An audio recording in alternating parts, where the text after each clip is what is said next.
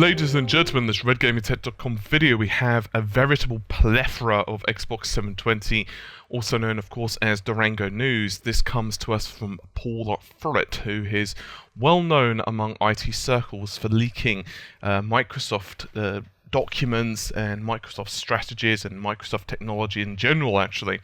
So I'm sure many of you guys are probably familiar with some of this stuff that he's about to speak about, but he's now gone on record on a series of interviews and is pretty much revealing all, if you will. So we're going to start at the beginning and we're going to just make our way through it. As per normal, I'm going to read you the quote and I'm going to give you my thoughts and opinions upon it. So first thing we're going to tackle is the initial reveal date. Now, and I'll give you the quote, the initial reveal date was pushed back from April 24th to May 21st so that Microsoft could better position the device against the PS4, which Sony announced in late February. Now, someone actually asked on the RedGamingTech.com Facebook, you can just go to facebook.com/RedGamingTech, by the way, if you want to get to that, and they actually messaged or left a message on the wall, I don't remember which, and they were asking, do I think that Microsoft deliberately put back the release of the console to add extra technology in or whatever? And honestly, no, it's when they're talking about better positioning the system, 1 month is not going to make the difference. In full-on production machines, for example, you might be able to get away with some very small adjustments. For example, the DDR5 RAM for the PS4 was probably quite a last-minute thing. I don't necessarily know if it was a month, but it probably wasn't that, far away from the console's announcement. However, they're not going to be able to do something very, very, very drastic. They're not going to be able to say double the processing power or something. They might be able to squeeze a little bit more out of the CPU, maybe from some testing. They figure, hey, we can actually somewhat get the CPU and everything else a little bit cooler than what we originally anticipated. For example, let's say they're shooting for an operating temperature of, let's just throw an arbitrary figure out there of 50, and they say, you know what, in our testing environments, we noticed that it's about 47 degrees, which is a little bit under what we expect. In hot environments, it's probably going to get to about 50 to 51. So we actually want to ramp this up from, say, 1.6 to, let's say, 1.7 gigahertz, and that gives us the maximum ceiling. Another possibility for this is that they actually are not talking about hardware. Instead, they're talking about software. There could be two things on that. First of all, operating system. In other words, how the system looks and feels when you're actually using it. For example, game overlays, or even something simple like they felt that the OS was a bit buggy. Or they could even be other things such as the titles in the machine. For example, a couple of developers could have said to them, you know what, I'm sorry dudes, but we just don't have enough time and we don't feel that the game's up to an acceptable limit, because no one would want to see pre-rendered footage on this conference. They would want to see at least something live. I'm not saying that they expect everything, but 5 minutes here of X game would be nice. I don't know exactly what, but I'll just make up a new, Halo title, just for example. I'm not saying Halo is going to be announced. I'm just, making it up. And let's assume that a new Halo is shown. Wouldn't you much prefer to at least be able to see the thing being demoed, even if it was like, a small, isolated sandbox of a level that was just thrown together, just for the purposes of showing off what the system can do. This is probably what they're talking about. The other thing as well would be PR and marketing. So anyway, they're also talking about the E3 trade show. Now I'm going to give you the quote first. Microsoft will fully reveal details about the next Xbox, including a launch lineup of games on the eve of the E3 trade show in early June 2013. In other words, this year, of course. So how does that work? Why are they even doing the May show when it's so close? I mean, it's like a month or so. Well, in fact, a little bit less than that. There's actually a couple of reasons. Right now, people are just focused on the PS4, and I don't just mean you and I, in other words, gamers. I'm actually talking about companies as well, and by companies I mean GameStop or Game in the UK, or the retailers. I'm talking about big websites like IGN and spot, and even myself, like, I can actually talk a lot more about the PS4, not because I particularly want to talk more about the PS4, I like to cover both consoles evenly, as you guys know, but what I am saying is that I can't give you the information of, wow, this, this controller on the Xbox looks amazing, or I really like the operating system of Xbox, because if I'm talking to you about the next generation Xbox, it's all but rumors, and that's not, anything against the system, it's just a simple fact. I can only speculate. And so Microsoft probably want to kill that as quickly as possible. They want us, the three of us, and by the three of us I mean the retailers, I mean us as gamers, and the games developers, to all be thinking, wow, you know what, this actual system can actually compete, because that's just a feather in the cap. If they can steal some of the thunder away from Sony now, and then by the time E3 rolls around, they could show some of the titles, it can only be a positive thing for them. Anyway, moving on to the next point. So just like the PlayStation 4 had a developers conference, it seems that Microsoft are following the same principle here. And I'll read the quote. It appears that Microsoft will discuss the next Xbox developer platform at the Build conference in San Francisco in late June, based upon the clues on the Build website. This is very similar to what Sony did also. Their basic plan, of course, was to show it to members of the public and so on, whet the appetites of developers, and then show off more to developers, because ultimately, once again, if developers can say, wow, the next generation of games we can create on our Sony platform, just for example, is going to be incredible, us as gamers are going to salivate. I mean, for example, let's say that they came out and said, Hideo Kojima said to us, the next Metal Gear Solid is going to be astounding, it's going to be 3 times bigger than any of previous Metal Gear Solid, and it's going to just make every other Metal Gear Solid look awful because of the technology now that we have, and the realism and so forth is just going to dwarf anything previously. Then we're all going to salivate. And then if he further says that this is only possible because of the power of the PlayStation, just for example, you can see what I mean. So in other words, they like to woo the developers at these specific conferences. There are other reasons, of course, for them as well. It also helps to solidify the relationship between the developer and the console creator, let them know of various pieces of help that they're going to create, for example, their own APIs, what levels of support they can give, various other bits and pieces as well, some of this which of course we are not privy to. The next Xbox launch will be in early November 2013. Nothing really for me to add here, it's quite expected, honestly. They are not going to want to launch the next Xbox in, say, March, because it misses the Christmas window, obviously. And more to the point, they don't want Sony to have a large head start. It makes sense for them to launch it around the same time frame. I wouldn't be surprised if it slips a week or two either side, but either way, it's not really unexpected. The Windows 8 Core, the next Xbox, is based upon the core version of Windows 8. This suggests a common app platform, or at least one that is similar to be used by Windows 8. It also suggests that Microsoft could open up this platform to enthusiast developers, and this last part is supposition on my part. I'm going to actually do another video on this because I really want to touch on this more heavily, because developers have actually said, some indie developers have said that they're actually very, very, very happy with the levels of support that Microsoft are giving at them. And this is very contrary to just, I don't know, say 3 months ago, where Microsoft have come under fire because of the removal, or I wouldn't like to say removal, but the relegation of certain parts of their own channels to be able to promote games on them for small developers on Xbox Live. And honestly speaking, I wouldn't be surprised. I mean, there are theories right now that are going around that it's going to be kind of like the Windows 8 store.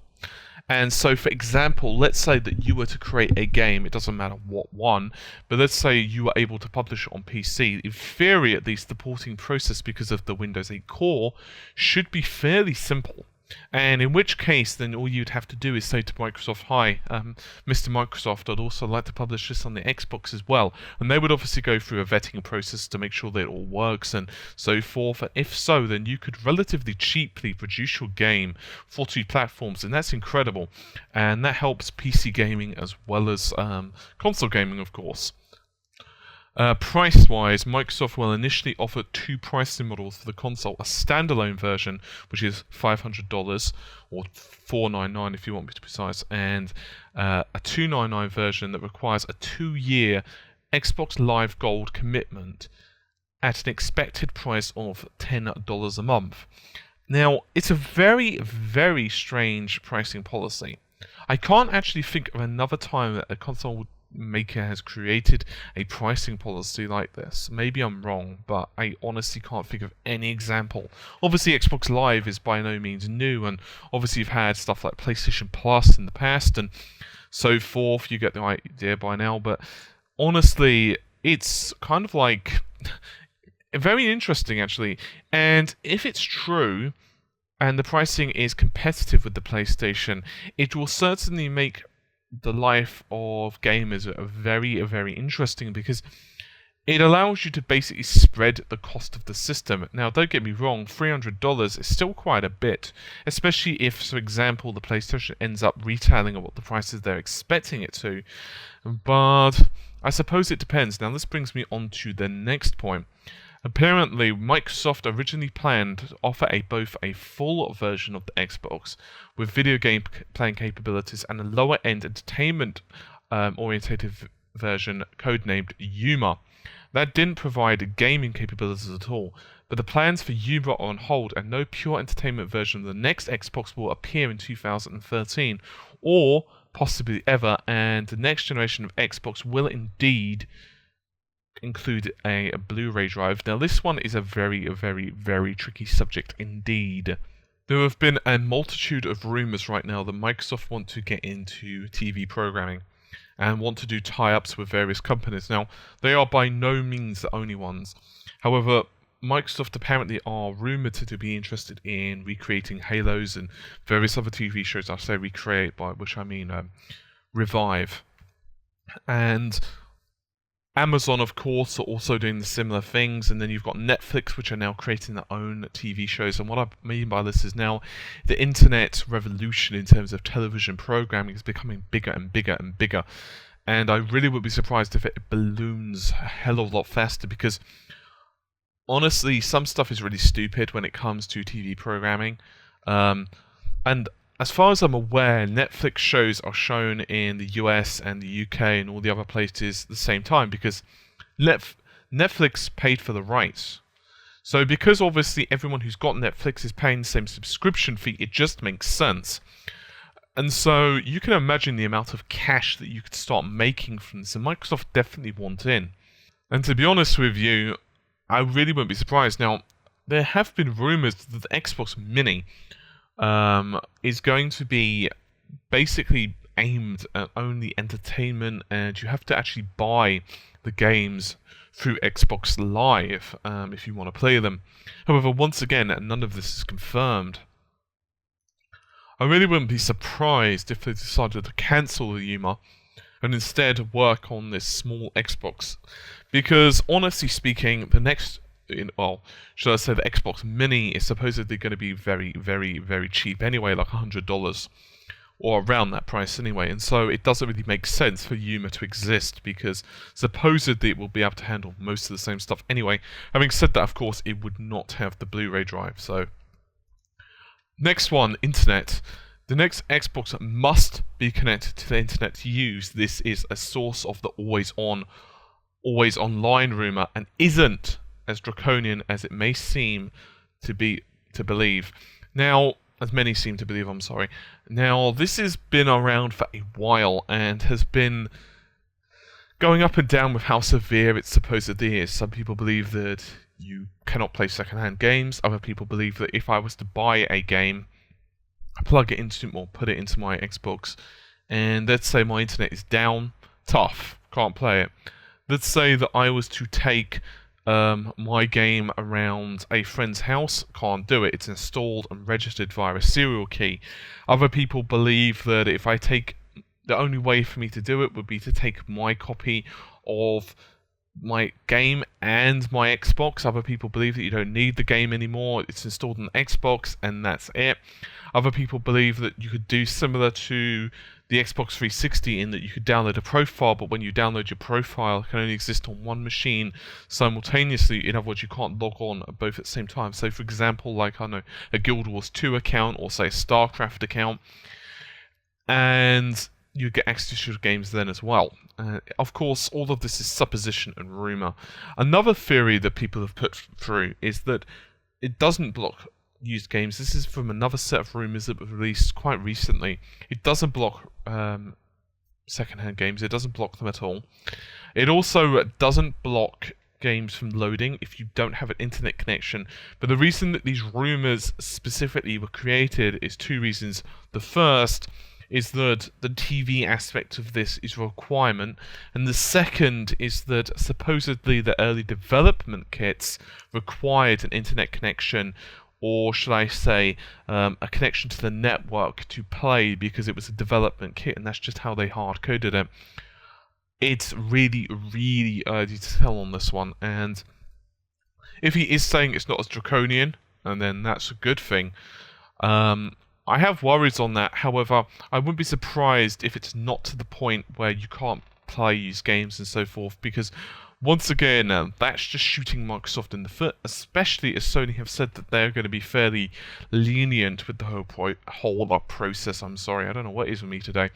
Anyway, next we're going to talk about the next Xbox. Now, Microsoft will also deliver a third-generation Xbox 360 console this year, and that will be significantly less expensive than current models. The new Xbox 360 is codenamed Stingray, but it's not clear whether the device is required because the next Xbox isn't backwardly compatible, or because Microsoft simply want a low-cost entertainment box alternative.